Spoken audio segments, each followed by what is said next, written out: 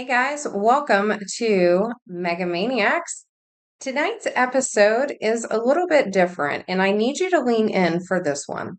I'm sitting down with someone who grew up inside World Harvest Church and attended World Harvest Christian Academy in the late 80s and early 1990s, during some of the most formative years of that ministry. But here's what makes this story so powerful. He doesn't just have concerns about church. He doesn't believe in God anymore. And he connects that directly to what he experienced at World Harvest Church. Now, before we get into this, you'll notice that he's not showing his face. That's intentional. There's still real concerns about backlash, relationships, and personal impact. And I want to make this very clear. Anonymity does not discredit a story. In many cases, it actually protects the truth. This conversation is raw, it's honest, and whether you agree with where he's landed or not, you need to hear how we got here. Because this isn't just about one man's story. It's about what happens when people in positions of spiritual authority get it wrong. Please help me welcome Josh to Megamaniacs. Hey Josh, how are you doing? Good. How are you doing?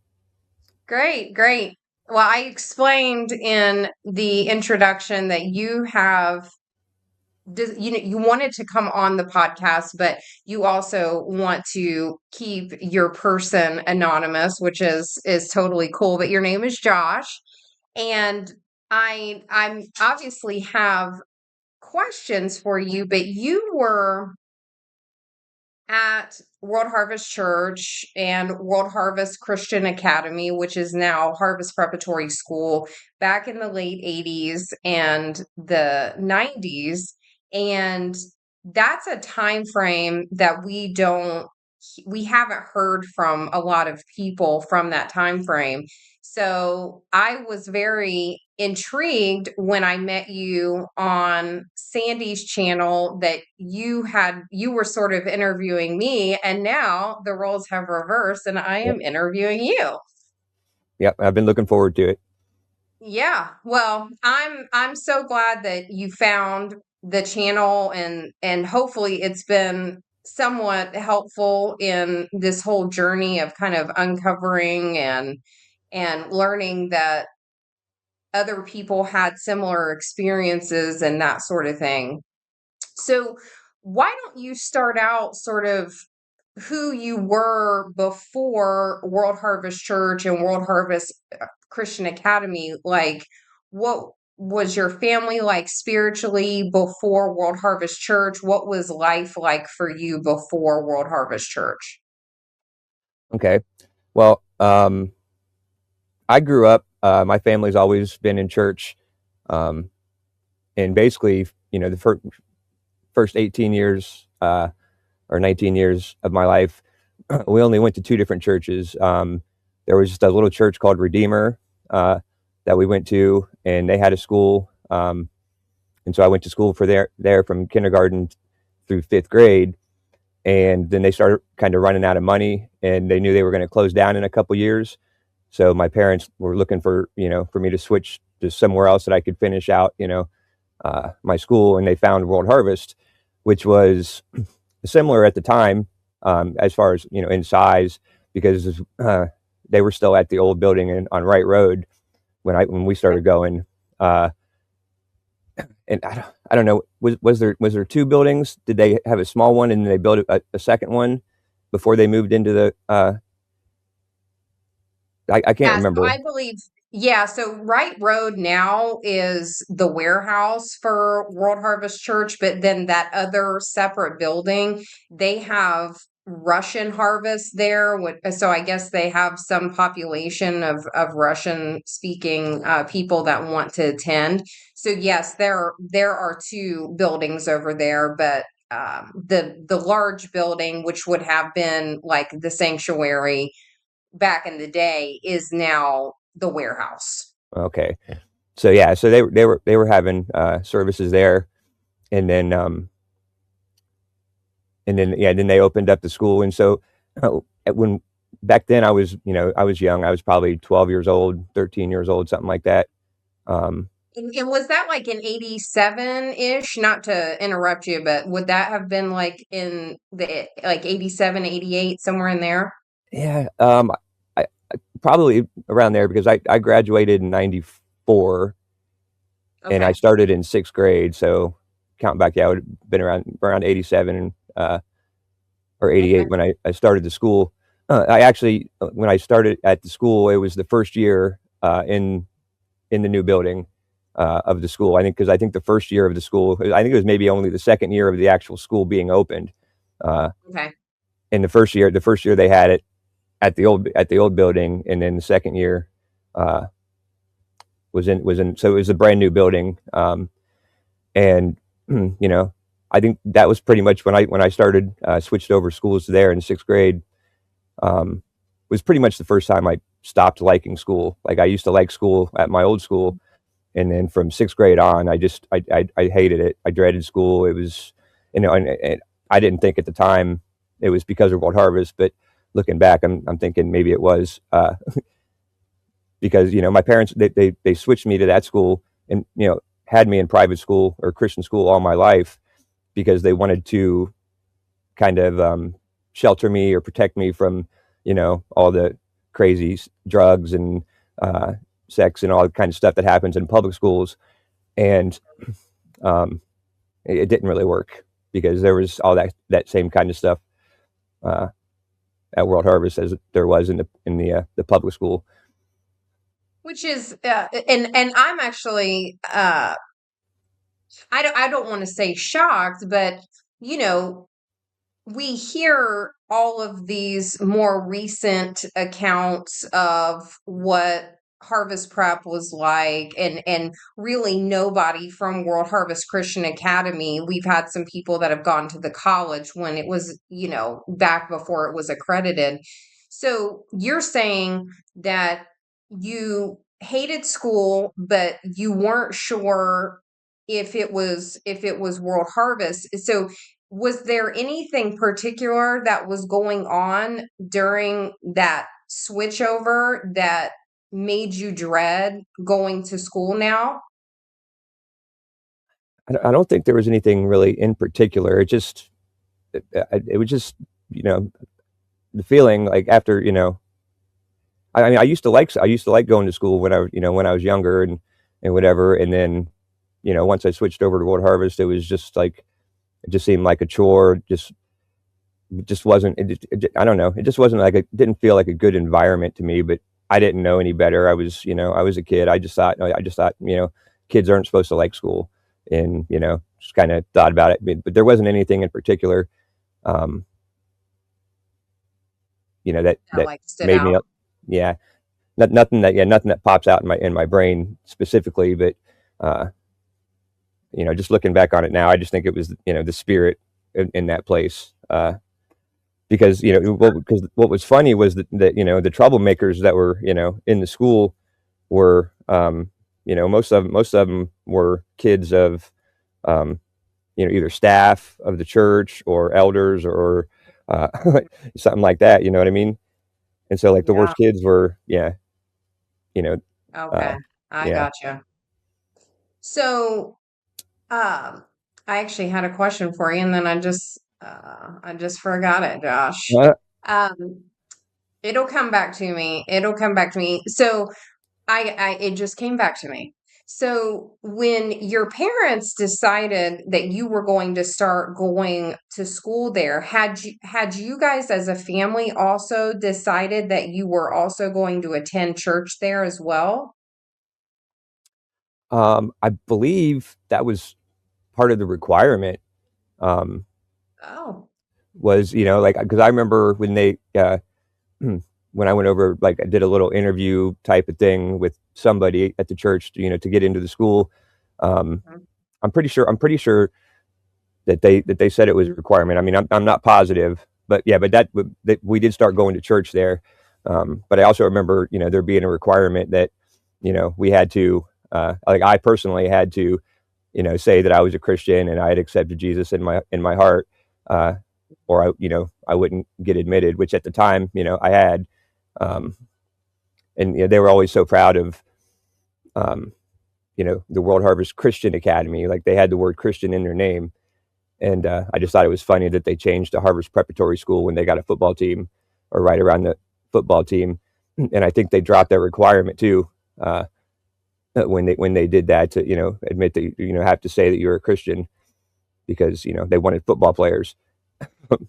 Well, you still, I will say they still do. Oh, I don't know about today, but I know because I actually enrolled my son there in sixth grade, and before I even started working there, and they did the interview with him, and he also had to say, I'm saved, I'm a Christian, and give a little bit of his testimony. And then they had a test that he had to take as well to make sure, he was on the appropriate grade level and that sort of thing. So they still do that, but the atmosphere and the environment that you actually encounter, I know when my son was going to school there, it wasn't a Christian environment.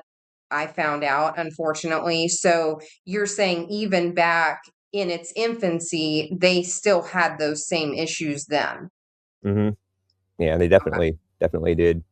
I think at one point, somebody had brought a gun to school. They found a gun in a locker. One of my friends in my class, had brought a Playboy to school.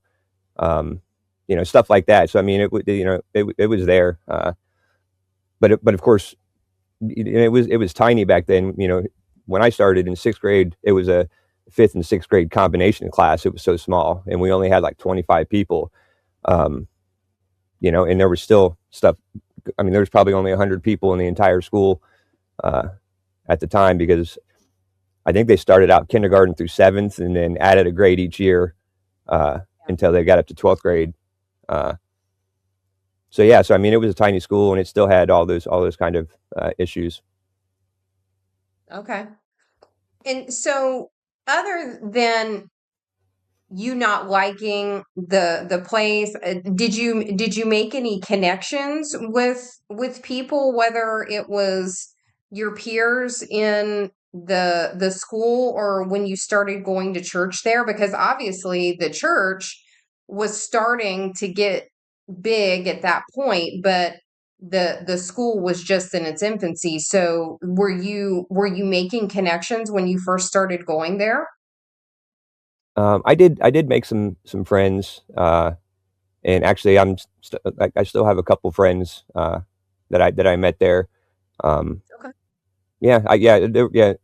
The majority of the kids were good kids, and with it being such a small school, yeah, I did make connections. Um, some that I'm still friends with today, but it was just like anything. There was just a handful of the bad kids, but just like anywhere. Yeah, for sure. So, would you say that when you first started attending school and church there, was there anything about leadership that stood out to you, especially speaking of Rod Parsley? Say that again.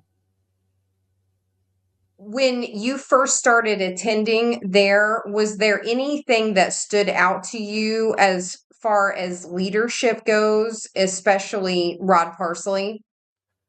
Um, Nothing really stood out to me, as far as negatively. I was a pretty naive kid, though. I just went with the flow and did what I was told and didn't get in trouble. So, I mean, I thought the church was pretty, uh, it was pretty wild, because they'd get up and go down and dance and pass out in the front, and it was kind of new to me, different from the other church. But I mean, I can't say that I really picked up on any kind of negative things about the leadership, other than that, some of the kids that were in the school that I wasn't necessarily friends with, were the troublemakers. Um, maybe that was my first subconscious, um, thought that there was something off, is that, the kids that are troublemakers, that their parents are the ones that are, in charge, or, the elders of the church. And I thought that was kind of weird, but yeah, it wasn't until later on in high school when I started referring to it as the cult. Right. And did you actually graduate from there? I know we haven't really gotten to that segment here, but did you actually graduate from World Harvest Christian Academy? No, I didn't actually get my diploma from there because when I got to my senior year, I only needed 2 credits to graduate, and my parents found there was a new program at the time called the post-secondary education, where you could. It was a program with Columbus State that if you only had a few credits left in high school to graduate, that they had a program you could go to college go to Columbus State half the day, and World Harvest half the day. And those 2 credits I needed were first and second period, so I could have gone in at 8:30 in the morning, did my first 2 classes, and then left and went to Columbus State the rest of the day, and then got high school and college credits. Uh, but they wouldn't let me. They were going to make me go in, take the first 2 classes, and then sit through 2 study halls and lunch, and wouldn't let me leave until after lunch, just because I'm guessing just because they wanted to justify the tuition. They were like, they wanted the full tuition, so they were going to make me stay until after lunch, even though that 2 classes I needed would have been done by like 9:30. So we just said, forget it, and I just went to Columbus North uh, night school for 8 weeks, got those 2 credits, and then just went to Columbus State, my senior year. Good for you. Good for you. And when you look back now on your time while you were there, what do you see now that you didn't recognize back then? Um, Pretty much just the way um, that they had to have control of everything, everybody, the staff, the students. Um, it seemed like everybody that was there was just kind of following, doing exactly what they were supposed to be doing. And um, like, I mean, I look back on it now, and I'm like, I can't believe that I didn't realize that it's very, very cult like, very controlling um, type of environment. um, I mean, there was rules like for us walking around. They were so strict that they had the 6 inch rule, where boys and girls had to stay 6 inches away from each other. Like, they weren't even allowed to, um, you know, supposedly get closer. That was one of the silliest rules. But little stuff like that. And so, like, if you're standing next to somebody at your locker, and you bump shoulders with the girl, and the teacher sees you, you could have got a detention or gotten in trouble or whatever, because you broke that 6 inch rule. um, Things like that. It's just like they just want to have control, and it seems like it's still like that today. Oh yeah, I would say it certainly is. Things have just kind of sort of snowballed, and even though and it may be worse now because now it's it seems like it's sort of a free for all. Like they have rules on paper, but they don't really get applied the way that they should, and they certainly do not get applied to the favorite students or the star athletes, and my Hmm. son was one of them, so I know how it works. I mean, the principal or head of school, Mr. Mills, he's Parsley's nephew. He would give my son his school credit card so that him and his friend could go get lunch as long as they brought him something back. And I'm like, no, you can't allow my son to leave when you don't allow these other kids to leave. So it's, it's it's kind of, there are rules, but they don't get applied across the board. Yeah, sounds about right. Yeah. So what were you taught? if anything, about authority and obedience? I mean, you've sort of talked about the control, but was there indoctrination of authority and obedience when you are within those walls? I think there was, yeah, I think it was all indoctrination. Everything, um, they taught you, or they told you what they wanted you to know. They taught us, just the little things. They jumped around the Bible, used um, little bits of verses here, and would never really tell the whole story. And whenever anybody had a question that they didn't, know how to answer, they would just say, we'd be like, well, why is this like this? And the best answer is, um, because God said so, or it's not important, or they wouldn't whenever anybody questioned um, something that didn't make sense in the Bible, uh, that would be pretty much their go-to answer was. And it seems like they had must have had meetings about it, because all the teachers would do that. They would just be because it's God's will, or God said so, or maybe even sometimes because pastor said so, or something, stuff like that. um Mhm. so it just seemed like they were very limited on what they were teaching. And uh if you ever questioned what they were saying, they didn't like that. I was getting ready to ask you, were you ever told not to question leadership? I think that, yeah, that's pretty much, they would get tired, because I had one friend that would liked questioning, just to question, because he was that type of personality. And um yeah, there was a teacher or two, I think, that said stuff like that, just like, you don't have to ask all Yeah, these what questions. God said. This is what we're learning. We're not learning about that. Go figure that out on your own. Basically, is what they told him. Okay. And I actually meant to already ask you this, but did as far as you know, did your parents ever sort of question anything or realize that this was more like a cult than a church at any time?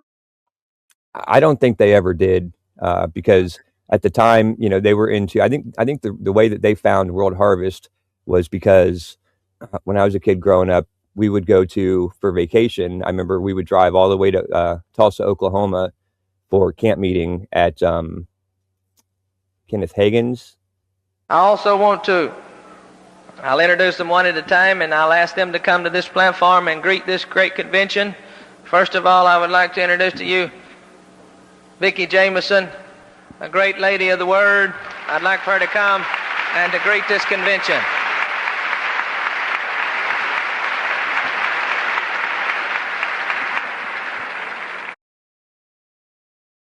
Okay. Yeah. Camp meeting, I believe it was. And Yeah. it would be like a week-long thing where they had all these mega preachers come in, John Osteen, and um, Kenneth Hagin, and Kenneth Copeland, and all these, so that was my vacation for a couple years, having driving down. um, and then, yeah, I found out recently that they were all kind of running in that same circle with Rod back then. And Yeah. so when my parents found him being local, I think that's how they decided on World Harvest. But I don't think they um, ever really realized. And to be honest, I was talking to my mom about it a couple weeks ago, and kind of told her about it. And one of her friends had told her about what was going on with World Harvest, and she still doesn't want to believe it, uh, Mm. which was sad. So, and she wasn't real happy that I was coming on here to talk to you today either. But oh well. you know, Yeah. you gotta you Well, gotta and it's get it out there. I go ahead. mean, you can't just stick your head in the sand. And I think that's just kind of what, uh, you know what I mean. She was just like, they've helped so many people, and I'm like, well, if they help so many people, it's okay for them to be corrupt and all this kind of stuff. And she just kind of, uh, you know, she understood, but uh, but yeah, Yeah, she's I still. mean, but how many people are helped at the expense of other people? And I would venture to say, based on 2 years of talking to people, my own experience is that there is a much bigger list of people that were harmed at World Harvest than the people that were helped. I agree. Yeah. Yeah. Did you feel like you could think for yourself? Not really. I mean, I didn't. Uh, I you know, like I said, I was a shy kid. I was pretty reserved, and you know, just always just wanted didn't want to get in trouble. I went with the flow, so I pretty much just didn't think for myself. Until I got later on in high school, and maybe my junior or sophomore or junior year is when I started thinking, there's something's really wrong. But uh, I pretty much just was a good little boy, and did what I was told. So I never really did start thinking for myself until I got a little older. I gotcha. Okay. So I want to now sort of, because I'm going to come back to the school. I think I have a couple more questions about the school specifically, but the the question I have now is when you think about when you were attending the church services, what was emphasized more, giving money or spiritual growth? Um, I, I don't know. I I don't know how many of the actual services I remember sitting through a lot of the services, but a lot of times I went to um, like the Sunday school or the youth Okay. thing during Okay. during the service. But the times that I had to sit through the services, uh, Hmm. it was like 30 minutes of music, and then 20 minutes of preaching for the offering, uh, or maybe 30 minutes. It did seem heavily focused on the offering, and wanting the money, and then yeah, I didn't really see a whole lot of spiritual teaching or uh, uplifting stuff in his sermons. He would just go on forever, and I would be dozing off half the time. But it definitely seemed like he was mostly focused on the offering, and especially coming around Easter Sunday, he would preach messages for 45 minutes about the Easter offering and how everybody should you know give their 10% plus. Uh, I believe it was 1 month's salary is what uh, he used to preach, but maybe Probably maybe it was a right. week, because Yeah, I it's a think. week. They preach a week now, but I think at one point in time it was they were saying it was more than that. Yeah, so yeah, it definitely Give seemed. your very best, resurrection seed. Yeah, see, it wasn't. I don't remember them calling it resurrection seed, but that seems like, looking back on it now, that seems like the new term that everybody's using. Uh, Yeah. Well, Rod says, so you probably would have been there at this point in time, but Rod says that when they were in that old building on Wright Road is when the Lord spoke to him that once a year you're supposed to give your very best seed in commemorating God giving us his best seed was sending his son to die for our sins. And so they ask for this very sacrificial amount of money, but only the once a year. I mean, obviously they beg for money all year round, but this would have happened right around that time because money that they got in that old building, Wright Road, during Resurrection Seed Time is how they built the World Harvest Church that we all know today. right. I remember. I remember the Easter service, like right before, like as they were building it. He was really hyping it. Like we only need this many more millions of dollars to get the building done, and this and that. Yeah. So I definitely remember them preaching that extra seed to help get us into that new building. So yeah, it was definitely they were pushing it to pay for that building. Okay. Man, oh, I have one more question as far as that goes. Do you ever recall your parents feeling pressured, or do you recall you or your family like ever going without because money was being given to World Harvest Church? I don't think I ever remember my parents getting pressured. Um, Okay. but there was a lot bigger fish at the time in the church that might have been because at that time, yeah, it was starting to grow, uh, and there was people with a lot more money for them to get pressured. Because I remember the owner of Honda East and Lindsay Acura went to church there, and he got really upset when they left the church, because that meant that his tithe was going out, walking out the door, uh, stuff like that. There was a lot of people with more money than what we had, but I don't remember ever going without because uh, they donated. But my parents, they did give a lot of money to that church, and a lot of the other mega pastors at the time. Uh, Yeah.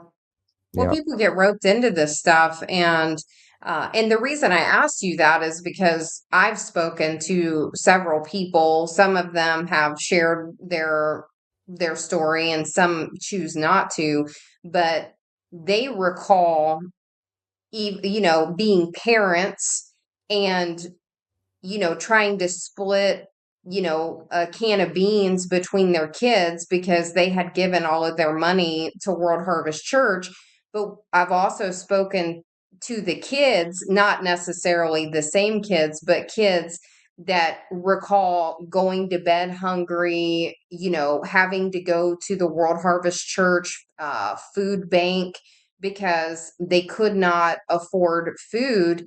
But these kids knew that their parents were giving money to the church, but then they also didn't have enough money to keep the kids fed appropriately. And so, it was this unfortunate circle of issue, and they didn't understand why,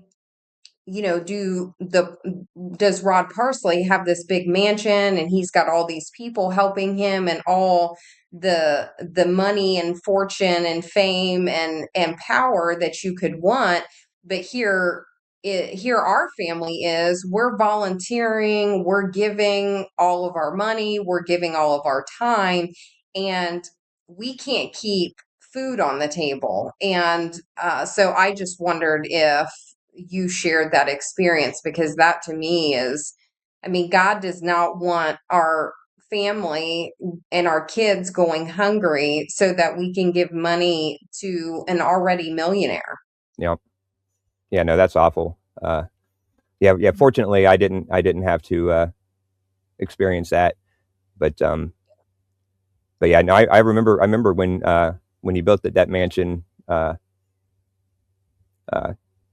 because initially, uh, I thought he was going to build three of them on that property, one for him and Joni, and then one for his mom and dad, and then one for his sister, like all side by side. And Yeah. as far as I know, only one of them got built. But No, they built two. They oh, they got two of them. Ellen and Clyde got their house. Yeah. Okay, all right, yeah, Yeah. yeah, yeah. When I was there, like, because his niece was in my class, and I was friends with her, and she had a birthday party, and so I went over there, like when it had first gotten built, and the whole basement was like, the whole finished basement was like a huge apartment where her and her mom were living and staying until. Uh, so I mean, it was a beautiful house, but yeah, it was like still. yeah, I mean, yeah, I don't know. It was quite a.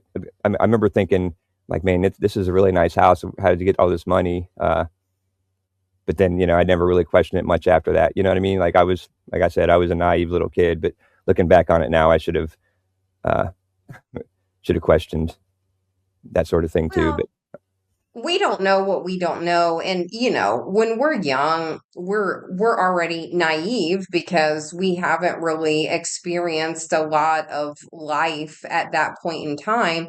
But also when, I mean, when we're kids, we have to really just do what our parents tell us to do. And is especially back in the 80s. I grew up in the 80s as well. I mean, this was a time that if the neighbors told you to do something and you didn't do it, they might whoop you and then walk you home, and then your parents are going to whoop you too. And so that that obedience was very, so not even necessarily, or maybe that's just where I grew up, right? But um, disobedience to authority was just taught as common nature, even outside of the church walls. Like I said, maybe it was just like that where I grew up, but I mean, you're talking about when teachers were still paddling kids at school. I mean, yep, this is the time frame that we're talking about. yep,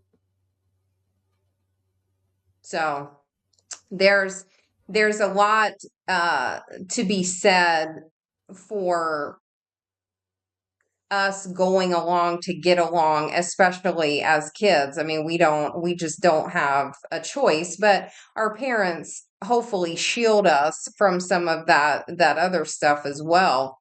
yeah. So Josh, was there a specific moment for you where things started to not make sense for your time there? Yeah, I guess the um the thing that got me thinking that this might not be the best place is when the principal's daughter, uh, who was like a grade below me, or maybe 2 grades below me, got pregnant, and I thought, wow, like they're preaching, we can't even be within 6 inches of each other, but yet, the guy who's in charge of the school, his daughter goes out and gets pregnant at, 15 or 16 or whatever. That was kind of my first red flag that, um, the people that are, in charge, aren't maybe not the best in the world, but uh, and then after How that, did I they just do you know how they handled that situation? yeah, they moved her to public school, uh, until after she had the baby, and I think maybe she might have come back after, but I don't remember. Okay. But yeah, they basically just, uh, she just changed schools. Out of sight, out of mind. Did the principal stay? I believe he stayed. Yeah, for a couple more years at least, because he was the last principal that I remember while I was there. But yeah, but once I left, I don't know uh, what happened. I just got out and never looked back. Yeah. And I guess that was going to be sort of my next question is, I know you said that during your senior year you really only needed 2 credits, and World Harvest Christian Academy wasn't going to allow you just to come in and do those 2 classes and leave. They wanted you to stay for a longer period of time. But other than that situation, was there something that happened that made you decide, like, yeah, I'm not going to be going to school here anymore, but I also don't want to attend church here either? Well, no, I mean, I had basically just decided, uh, I mean, like I knew I was gonna go there until I graduated, and so, when I wasn't allowed to go my senior year, it was actually kind of a relief. Um, but then, Mm, and but then I still was living at home with my parents. So even though I wasn't going to school there my senior year, I still had to go to church every Sunday and Wednesday uh, during that senior year.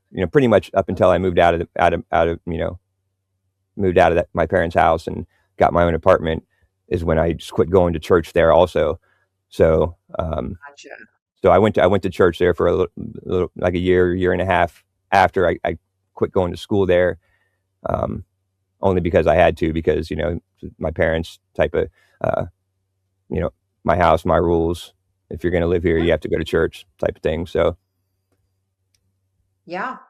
So when you were just going to church there, did anything change for you specifically because you weren't going to school there anymore? It was just kind of getting through the motions until you could sort of get out of there on your own. oh yeah, it was definitely just going through the motions. Like I was just trying to make the best of it, and some of my friends were in the same boat I was, and they had to go. Uh, so I just kind of just made the best of it, and hung out with them, and use it as a social gathering, to hang out with my friends as much as I could, and just uh, make the best of it until I could get out. Okay. And did your parents continue to go to church there for an extended period of time after you left? Do you know? Yeah, I can't remember how long, but they did start going there for a while. I would say probably a couple more years, at least. They went there, and then um, I can't remember what happened, but there was something specific that happened. I don't know if it was a doctrine that he was preaching that they didn't like, or they just that they got tired of the big church and just wanted to go to a smaller church. Um, so yeah, so they eventually did switch up, but I don't know if it was for any particular. I don't think they particularly had a falling out or something, because they still liked World Harvest. I mean, my sister got married there, Wow. in the church, and yeah, and my sister and her family kept going there for a long time after too. So, but then eventually, yeah, they all moved out and found a smaller church to attend. Yeah, most people that are around there for any length of time, they end up leaving for one reason or another. So, and probably for their own good, even if it doesn't feel good at the time, it's probably for their own good that they get out of there. Yeah, So when we did that interview with Sandy, which is sort of how I met you, and you asked me some questions, and I'm assuming by the questions you were asking me, some of them had to do with things that you experienced, or maybe some things that you have heard, just watching the podcast. But you said that you didn't believe in God anymore, or you had lost faith in God. And I want to ask you some questions about that, if that's okay, sure. because people, unfortunately, that we talk to, when they experience these negative religious systems and religious businesses, sometimes they turn away from God totally. And so I wanted to ask you, first and foremost, at what point did your struggle shift from the church, or the things that you had experienced at the church, to God Himself? Well, I mean, I guess I just really kind of associated, you know, God and Christianity with the church, like as kind of as one and the same. And so probably around my sophomore or junior year, it was just getting worse, and I was just like so ready to get out of there, uh, because the rules were so ridiculous and the restrictions and um, like uh, so yeah, I don't know. I just basically by the time I got out of there, when I left, I wanted nothing to do with the church and wanted to do pretty much opposite of everything. So in my mind, the way to get rid of the church and get it out of my head was kind of get rid of everything that they taught me as best as I could. And um, what I mean. So I associated World Harvest with being a Christian and thought, if you know I want to get away from World Harvest, then I don't want to believe anything what they taught me. So I just kind of uh, you know turned rebellious and just wanted nothing to do with the church. And in turn, my faith in God kind of went along with it, just because it was so closely associated. Uh, so yeah, I Okay. don't know. That's uh, the only thing that I didn't really abandon was my beliefs and my morals and being a good person. Like I didn't really associate that with Christianity. So I still try to be a good person and kind to people and help people out and not lie and cheat and steal and that kind of stuff.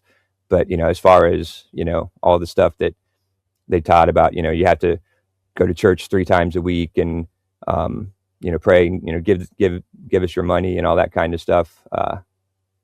Like I just didn't think that was the kind of a religion that I would wanted to be in, and so I just abandoned it. Yeah. Did you, I mean, what were the emotions that you felt when you made that decision? Like, were you relieved? Did you feel like, was there anger? Was there disappointment? Were you confused? How did your parents take it? I mean, I know that's like a lot of questions, but I think that there are so many people that sort of go through this, but nobody really talks about it openly.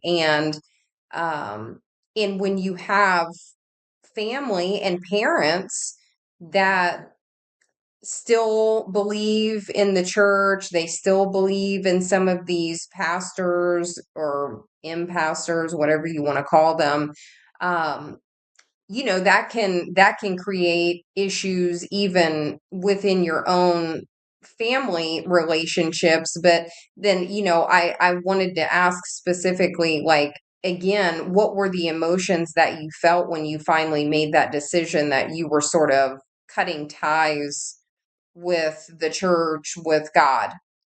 Yeah. Well, I mean, I would say I wasn't angry or uh, didn't feel hurt or anything. I would say the biggest emotion that I felt when I got out of there was just relief. Uh, it felt like a big weight had been lifted off my shoulders, and I didn't have to deal with that. And of course, my parents weren't happy that I stopped going to church, and it was probably at least another year or two after that my mom would still invite me to church every Sunday, or every time I talked to her she's like, well, can you come to church uh, and stuff like that. So um, yeah, it was really I would say relief. And then other than that, I don't really remember a whole lot of like, I mean, too much emotion because I uh, I just went rebellious for 10 years and started drinking and partying and stuff like that. Just I don't know if that was my way of coping with having to deal with that or whatever. Uh, I mean, and I know that's a normal thing that kids do when they get out of high school, when they turn you know become adults or whatever. They want to experiment with that stuff. But I think in my case, it extended. Normal people would do that for a couple years and then get tired of it and whatever. And yeah, for me, it just lasted a little bit longer. So it was kind of like a self medicating uh, thing. Yeah.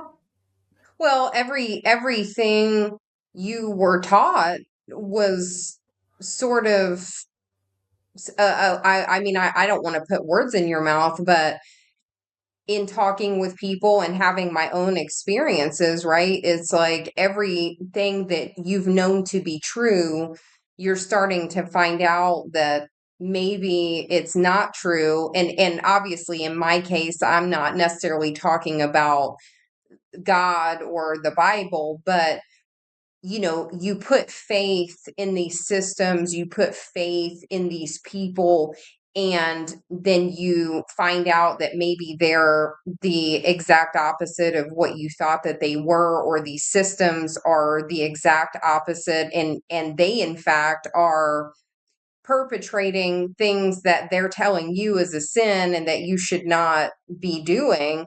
And that's hard to reconcile, especially as a young person, and this is all that you've ever known. Yeah, exactly. Yeah, it's like when I got out of there, and then that kind of goes back to I was saying is, uh, when I got out of there and started to realize that everything that they taught me, uh, wasn't true, or it was partial truth, or just a little bit here and there, but left out a bunch of stuff. I thought, how can I trust them that anything that they told me was the truth? You know what I mean? And so that's kind of what pushed me away uh, from believing in God. Yeah. So if you could describe God now, what would you say? Oh, that's a tough one. Um, I don't know now because I didn't think about it for so long afterwards. Like I didn't think about God or Christianity or whatever, um, anything like that. And it's really actually just been like the last 10 years that I kind of looking back into it and trying to you know see if there's something out there, or uh, and I've looked at different religions, and um, that they all seem kind of interesting, but I don't know if I really could uh, tell you what I think about the nature of God, because I still have a hard time in my head believing that you know uh, that there might even be a God. Like I'm sure there's something out there. I know because depending on, no matter what religion you are, everybody has what they call God, and everybody thinks that their God is the real God and all the rest of them. So it's just hard to say for me. I haven't done enough research to, or into these different things. So I can't really. I don't know if I can answer that question very good. Well, I might have a little bit. Well, I only have a couple more questions, if you can believe it. I thought that we're going to be doing this for 2 hours, Josh. Um, when you were a believer, would you say that you ever had any supernatural encounters with God during that time, or was it just you were doing what your parents told you to do and what you thought was right? Yeah, I can't say that I ever had any like actual, uh, you know, personal and uh, supernatural experience, or like I did. I think what was it called? I think it was on your show that I was watching, where they were talking with somebody that was a staff member of the church about being slain in the spirit, and if uh, the pastor was like, when I touch you, you go down, and just a sympathy fall or something like that. Uh, The you know, courtesy fall. the Yeah, the courtesy fall. courtesy fall. Yeah, and Mhm. so like I remember having to do that a couple times, because like we would even have chapel services Mm, that were just like little mini services of the Sunday morning service, sure. but it was in the school, and so they would pretty much like force everybody to come down. Like, I mean, they wouldn't force you, but they would basically shame you if you didn't come down front and to get prayer, uh, or healing or whatever, and getting hands laid on. And so yeah, I did the courtesy fall a couple times just because that's what I thought you were supposed to do. You know what I mean? And I didn't want to, stand out or, be the outcast or be not be the one that goes down. So, I did that. I mean, I kind of just, went through the motions and did what I was supposed to do, but, I don't know if I can ever say that I really had a personal, felt, God touch me and, in the way that, they talk about, Yeah, I get that. Do you think what you experienced reflects God or something that was done in his name by a man? I don't think that, anything that they did there really reflected, uh, God or what, the God that they were teaching us about, um, because it just seemed like, uh, they were teaching about God, uh, but then nobody was really living that, lifestyle or living, what they were preaching. Uh, so I guess that was part of it, just seeing the hypocrisy of, the people who were teaching us this stuff about God that weren't really living, uh, that same lifestyle of what they were teaching us. And then if we questioned it, then we'd get shut down uh, or never get a straight answer. So, yeah, it's hard to believe that anything that I was taught there that I seen was actually of God, uh, more Yeah. just for the money. Yeah. And it's unfortunate when because I mean I know that I've had a personal encounter and I know other people that have as well, but I understand when people come out of systems like that and they say, I experienced enough that I either don't believe in God at all, or I don't believe in the God that they presented. And so they sort of try to go on this journey of trying to figure it out for themselves, like either be convinced that God does exist or be convinced that he doesn't. And so that's what they spend their time doing. And I think, not having a personal experience, you know, sometimes that can garner more of the reaction of, well, I don't really know if God's real because I don't know that I've experienced him in that way. But when you are in systems like that where there's scripture, but then there's scripture twisting. There is rules for me and not for thee, um, or rules for thee and not for me. I said it the wrong way. That people they question then everything because everything that they knew to be true. I mean, even people that watched that episode just a couple of weeks ago that you were referring to as far as the courtesy falls, there were people that did not know that that was a real thing. Now, I don't know that they were actually shocked by it, but it was they didn't realize that even down to those sorts of details can be rehearsed or it's fake. Yeah. Well, yeah, right. And some people, didn't realize that they were supposed to do that. Like there was the one clip I seen that I remember from back in the day when Ellen was laying hands on somebody, and she wouldn't go down, and so like she was like physically like pushing her down, trying to Down in my soul, just like the Bible says. Down in my soul, just like the Bible says. Holy Ghost, down in my soul, just like the Bible. like it was so weird going back and watching that again or seeing that because I remember, uh, not everybody knew to do that, and apparently if you don't know to do the courtesy fall, you're going to get knocked down, uh, physically or something because it was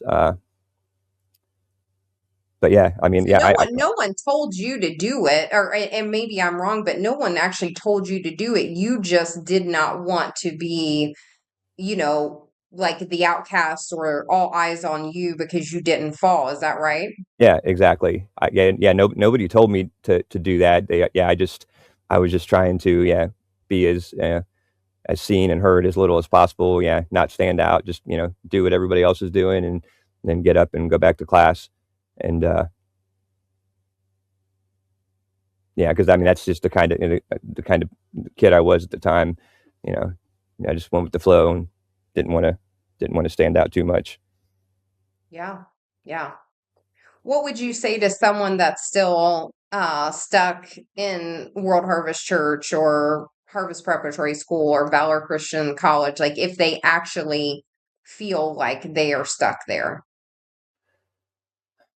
Yeah, I don't know what it's like today. Luckily I was able, just to get out and leave, but but that was at a time when they were, growing and getting bigger, and it wasn't going to matter. But I would just say, you know, take a look at what really goes on there at the church, at the schools, at the Bible college, um, you know, and just try to get out. I mean, I don't know, like, yeah, I don't know how hard it would be to get out. But most of the people that are there are, I think, are kind of deceived, and they don't really want to get out because they don't think anything's wrong. So, the first thing I would say is, take a look at what the church is really all about, what the school is all about, and find out the truth. And then once they realize that it's not a good place, and that it's full of deception, and uh, they're just stealing your money, then that would make them want to get out. And in turn, it would be a lot easier, because you can't help somebody who doesn't want help. You know what I mean? I Sure. learned that a long time ago. So if they still think that that's a good place to be, then there's no convincing anybody to get out. Yeah, absolutely. Well, and it's I mean your experience, it's not like it's riddled with all of these negative things or negative experiences. But it's important, I think, to hear even experiences like yours, not just to, spill the information, but because people need to understand that these systems can be very harmful, whether you're physically, spiritually, financially, sexually abused, right? You don't necessarily have to be under all of that control and nastiness for there to be a real effect on you and your life. And so I thought that it was definitely important for us to have this sort of conversation, even though I didn't know much about your experience whatsoever. I'm sort of hearing the answers to these questions as everyone else is hearing them, but I certainly appreciate you being willing to come on and not only just talk about your experience, but to just be very transparent about what happened, how it affected you, and sort of where you are now, and how you've processed all of this information and all of the things that have happened or that happened while you were there, and maybe get a little bit of clarity also by hearing other people's experiences that may have been similar to yours. Yeah, yeah. Well, I mean, I appreciate you having me on and talking about it, because, like I said, I never really thought about it. Once I got out of there, I didn't think. Uh, but I mean, I still refer to it as the cult when I talk to my buddy on the weekends that went to school there. And from the time that I left, I referred to it as a cult when we did talk about it, but I didn't really think about it too much. Um, and I certainly never thought about going out and exposing because after years later I would hear about scandals in the news about something about Rod Parsley did this or World Harvest did that or whatever, but never really thought about because I mean I've only been on YouTube for a little over year and a half, something like that, um, Okay. and I've never spoken out or talked about anything like this before.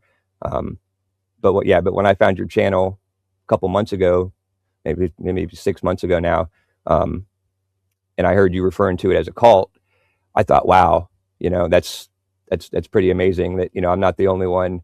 Uh, and then through you, I found the other channels that were all also referring to it as a cult. Uh, and so yeah, so I mean, it did a lot for me just to know that I wasn't alone in that thinking. So yeah, so I appreciate you coming on or letting me come on and actually you coming on and talking to us on Sandy's channel, because that was really the first time I'd ever spoken out about it publicly, on YouTube. Uh, and so yeah, so I mean, it seems like it's maybe didn't even realize that that I had some emotions or stuff that had pushed back all these years. Like she said, it's been 30 years. Uh, but I felt so much better after talking with you, and then I have another friend that I did a show with her and was talking about it, um, and just talking about it and getting the word out there. Um, I always feel better after these conversations, and like a little bit of healing from something that I didn't even know I needed healed from. So yeah, it's been amazing. Yeah. Yeah. Do you ever think that you would come back to God? I mean, I'm not ruling anything out. I don't. It's not like it's not that I don't you know want there to be a God, or I'm not opposed to it or anything. I just like I basically I would like it to have like a personal experience with God, and um, if something like that happened, then I would probably in a heartbeat uh, you know come back to God. And um, I just have never had that kind of any kind of experience, and I don't really know how to go about looking for it. Uh, Yeah. Yeah. yeah, I'm totally open to it. I'm not against anything. Uh, Yeah. yeah. Well, and I asked that question, I mean,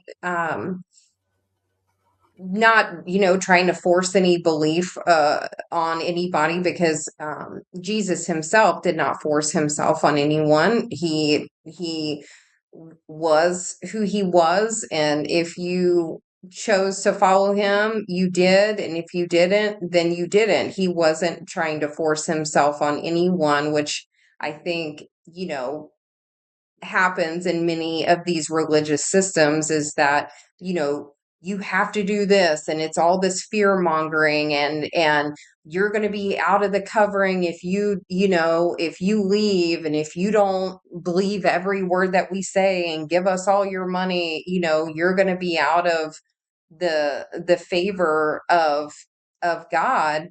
And that obviously is not true.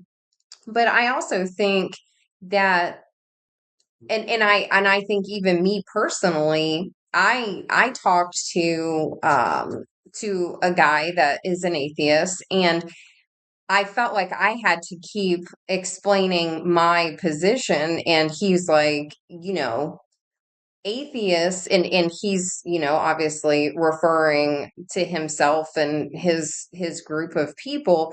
They said, we don't hate Christians, like we don't have any real feeling towards Christians. It's just, this is how we feel because of either our experiences, or we feel like we've done enough research to prove that God is not real. But as a Christian, you want people to have an experience, and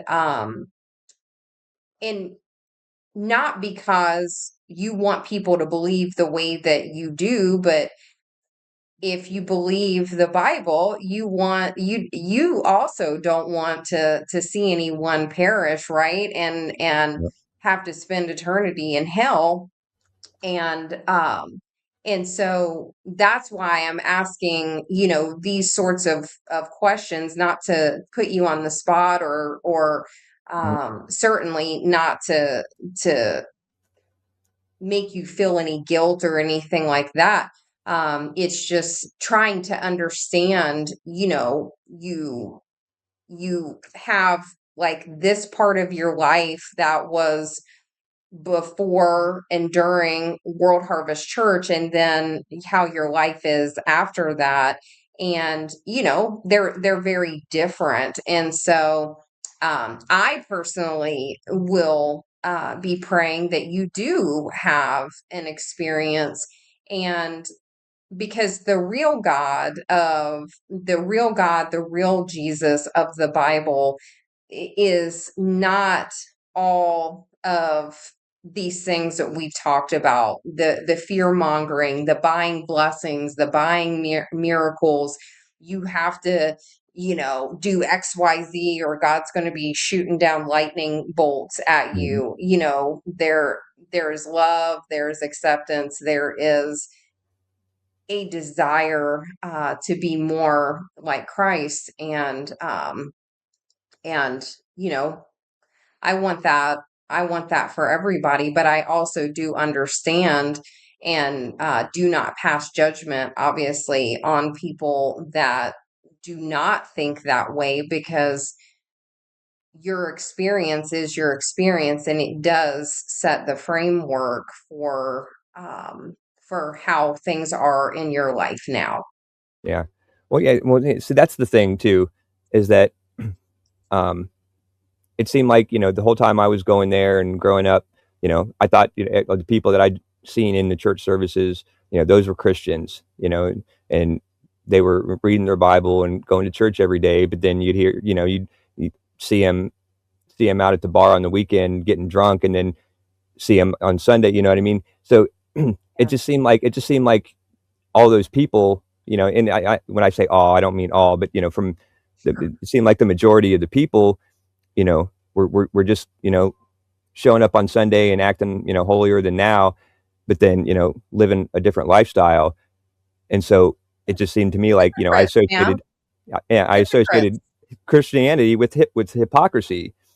And Yeah. so I know it was a long time ago, but I still kind of have that in my head because I have never been back to any other churches for long enough time to find Christians that are actually real and live the way that that they act on Sunday mornings.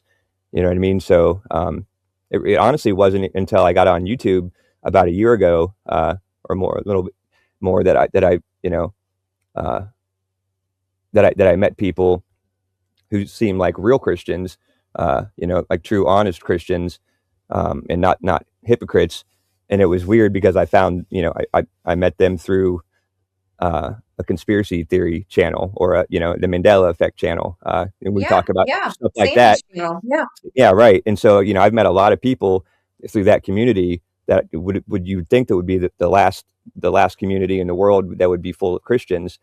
And I would say probably like 70-80% of the people I meet, claim to be Christians, but they don't go to any particular church. They don't go all, every Sunday. They have that belief and they have a personal relationship with God, like, like Christianity should be. Not, you're a Christian because you have, uh, a relationship with, with God, not because you go to church every Sunday. So, That's right. yeah, so I mean, uh, so I'm learning. I'm meeting some Christians that that aren't necessarily the hypocrites, but for the last 30 years, that's I just always kind of associated uh, the two together. Yeah, yeah. Well, and when there has to be a facade, right? Then what are we doing? Like, that's the fakeness, and the it needs to be real. And I think every Christian knows that we don't put our faith in man. We put our faith in Christ because we are all flawed. We are all, even when we have the best intentions, we are all still going to make mistakes. We are going to do things that we are not proud of or say things that we are not proud of.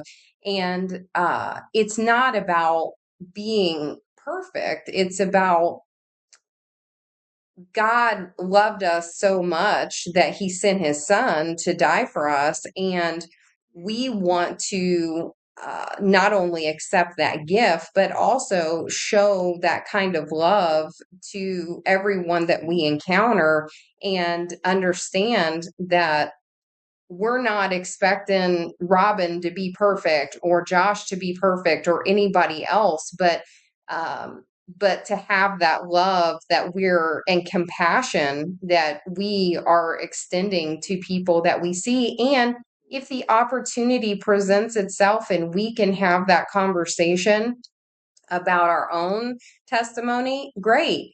But that we don't need to force feed this stuff that, or, force it on people, that if the opportunity and God sees fit, that it will happen. And I think that, in these systems, they are just so intent on, we got to get everybody saved, we got to get all these numbers, we got to get people in here, we got to, and it's uh just going out and telling people to say a prayer and then actually not disciple, not making sure that they're cultivating their own personal relationship with the Lord.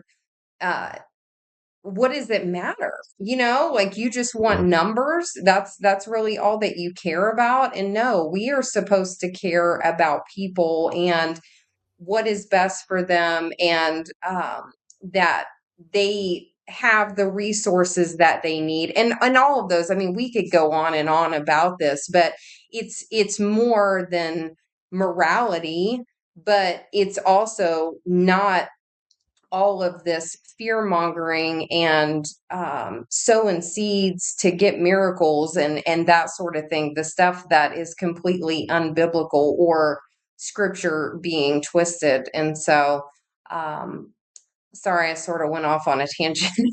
That's all um, right. Josh, is there anything that we did not talk about that you wanted to make sure that we talked about?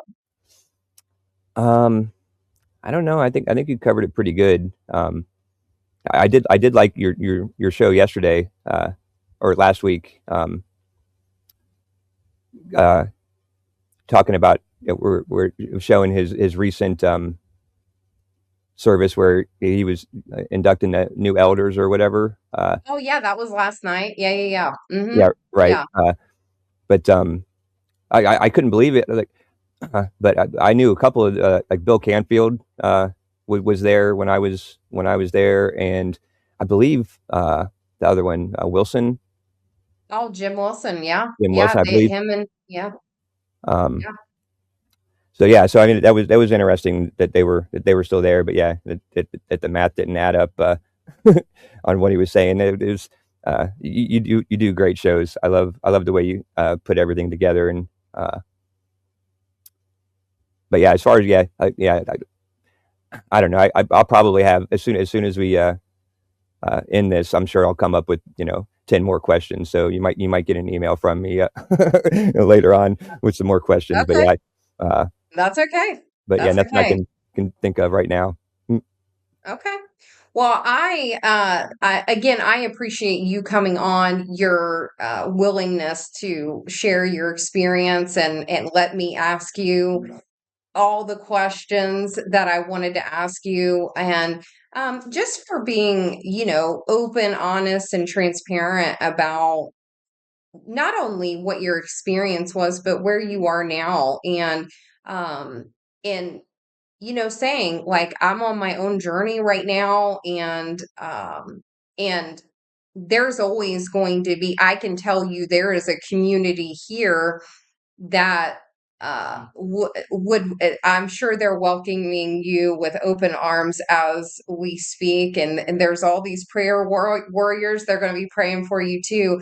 but that's what that's what this is about giving people a platform to share their experience and what happened to them, and not put these parameters on them, like, if you don't fit into this box, then you can't be on the podcast, or you have to say this, or and or whatever the case is, that Mm. you can be free um, to share what life really is for you, and how this place affected you, and sort of where things are now. And I hope everybody has uh, an opportunity to do that, whether it's actually coming on the podcast or just hearing people like you and other people that have come on the podcast and talked about their experience, because I think it resonates with people. I think that people realize that they're not alone, and oftentimes even experiences that happen to them, they hear that it happened to somebody else, and maybe what their perspective on it was, because it was different than the other person. So I appreciate you for coming on, sharing your experience, and I'm always here if you want to email me more questions, Josh. So Yeah, yeah. I love your community. The people that in like in the chat on your live streams, and I read the comments on your videos. Um, seem like a great community, and very welcoming, and kind and everything. So uh, I do enjoy that about your channel, as well as the good information that you put out there. So it's nice finding like real people out there, uh, even if it is behind a computer screen. There's somebody out there typing it, and so yeah, you have a great community. well, thank you. And you hear that, Megamaniacs peeps? Josh thinks you guys are awesome. All right, guys, thank you so much for tuning in to this episode of Megamaniacs, and continue to like, share, and subscribe, and we'll see you next week for a new episode. Have a good night.